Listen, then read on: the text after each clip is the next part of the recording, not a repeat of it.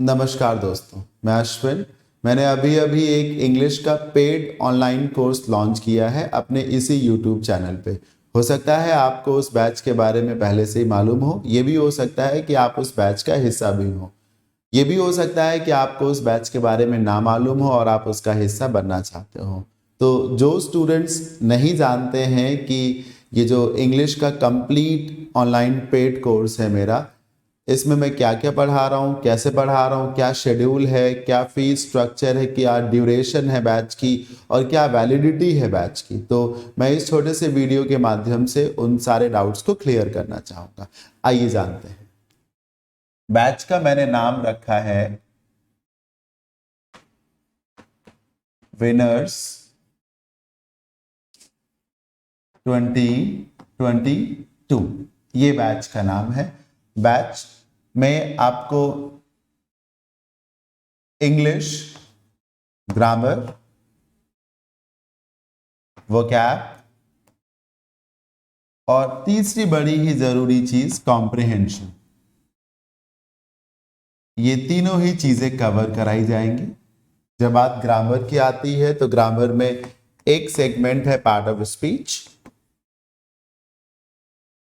Part of speech का ही सारा हिस्सा है, लेकिन फिर भी उसे अलग से जानना जरूरी है। दूसरा सेगमेंट है इसका आर्टिकल्स। तीसरा सेगमेंट है इसका नॉन फेनाइट्स। चौथा जो सेगमेंट है वो है एक्टिव पैसिव। और जो पांचवा सेगमेंट है वो इसका है नरेशन, यानी कि direct indirect. Part of speech में तो आप जान ही गए कि सारे पार्ट्स ऑफ स्पीच पढ़ाए जाएंगे, चाहे वो नाउन हो, प्रोनाउन हो, वर्ब हो, एडजेक्टिव हो, एडवर्ब हो, कंजंक्शन हो, प्रेपोजिशन हो। इंटरजेक्शन भी एक पार्ट ऑफ स्पीच है, पर उस पर बेस्ड क्वेश्चंस नहीं आते, तो उसको हल्का सा ही बताया जाता है। अगर आपको लगता है कि आते हैं क्वेश्चंस तो आप मुझे बता सकते हैं कि कैसे आते हैं। वोकैब एक बहुत बड़ा हिस्सा है। वोकैब में मैं आपको क्या क्या पढ़ाऊंगा। पहला सेगमेंट ईडियम्स का होगा। ईडियम से ही अलग कुछ फ्रेजल वर्ब्स होती हैं। अक्सर स्टूडेंट्स को नहीं मालूम होता कि फ्रेजल वर्ब्स अलग से होती हैं। उन्हें लगता है कि ईडियम्स एंड फ्रेजेस में ही सब हो गया, लेकिन ईडियम्स एंड फ्रेजेस अलग हैं।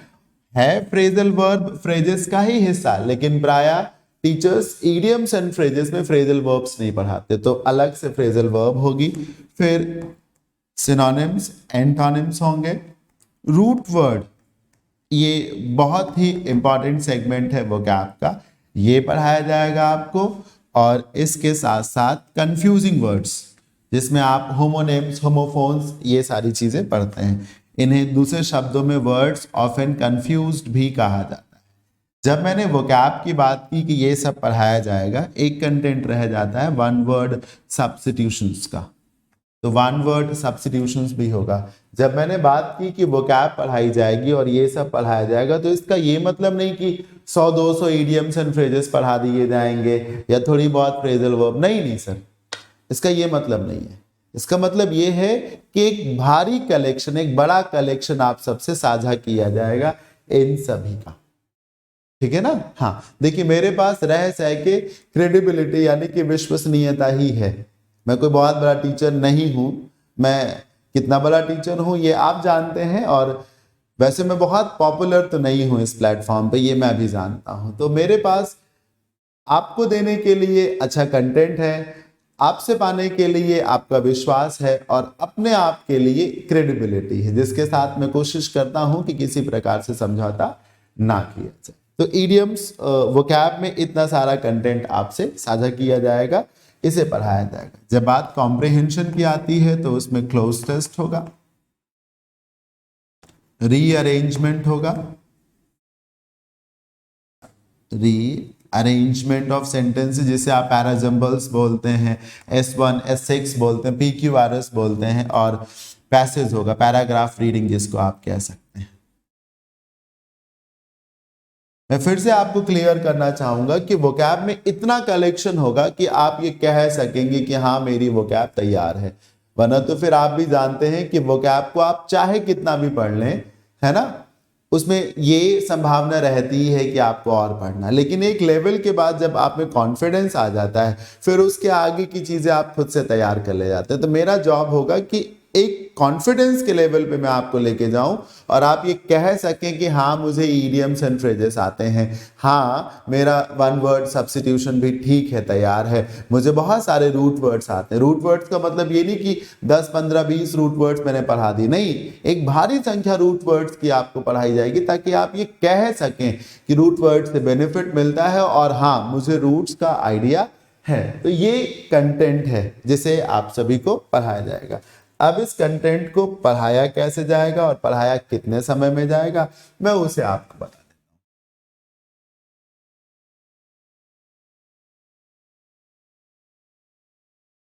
देखिए, बैच की जो टोटल फी है वो 1499 यानी कि 1500 है, आप कह सकते हैं। बैच का जो ड्यूरेशन है वो 3.5 मंथ्स का है। आप इसे 3 to 4 मंथ समझिए। स्ट्रिक्ट होकर के बोलना कि नहीं 3 मंथ्स में ही कंप्लीट हो जाएगा, ये अप्रोप्रिएट नहीं होगा। ठीक, 3 to 4 मंथ्स में कंप्लीट कराया जाएगा। बैच की जो वैलिडिटी है which is very important to know, वो 1 ईयर की है। इसका मतलब है कि बैच के 3 से 4 महीने में कंप्लीट होने के बाद भी पूरे 1 साल तक जो भी वीडियोस हैं आप उन्हें n number of times access कर सकते हैं, जितनी बार चाहे उनके कंटेंट को पढ़ सकते हैं और अपने कॉन्सेप्ट्स को रिवाइज कर सकते हैं। ठीक, एक चीज इसमें और है, बैच की जो टोटल फी है उसको आप मंथ वाइज भी डिपॉजिट कर सकते हैं। मंथ वाइज अगर आप डिपॉजिट करते हैं तो आपको हर महीने जो है वो 500 डिपॉजिट करना है। इसके 2 फायदे हैं। एक फायदा यही है कि आपके पास अगर एकदम से अमाउंट ना हो तो आप मंथ वाइज पे कर सकते हैं। दूसरा फायदा ये भी है कि आप किसी भी व्यक्ति पे जरूरत से अधिक विश्वास क्यों करें, आप क्यों एक बड़ी रकम इन्वेस्ट कर दें सिर्फ मेरे कहने पर या किसी के कहने पर।